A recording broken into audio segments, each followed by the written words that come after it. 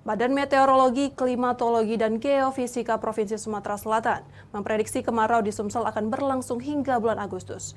Kendati demikian, masih adanya belokan massa udara yang berpotensi hujan dan angin kencang.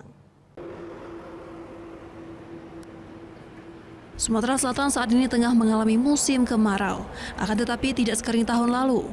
Hal ini diungkapkan Nandang Pangaribowo, selaku Koordinator Bidang Data dan Informasi BMKG Sumsel. Menurutnya tahun 2024 ini masih adanya kelembapan pada bulan Mei hingga Juli. Ini diakibatkan masih adanya pasokan air dari uap lautan Indonesia.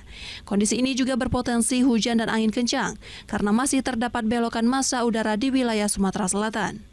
Kendati demikian, potensi hotspot tetap bisa terjadi karena hingga bulan Agustus kekeringan akan melanda wilayah Sumatera Selatan.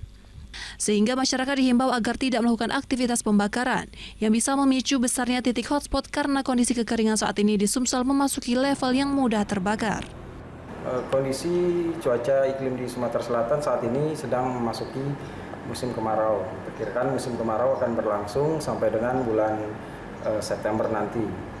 Dan kondisi saat ini berdasarkan perakhiran cuaca sepekan ke depan memang di wilayah Sumatera Selatan tidak teridentifikasi pertumbuhan awan dan hujan yang menyebabkan cuaca menjadi ekstrim.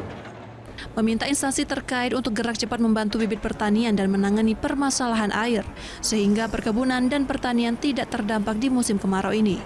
Dari Palembang, Erwin Setiawan, iNews melaporkan.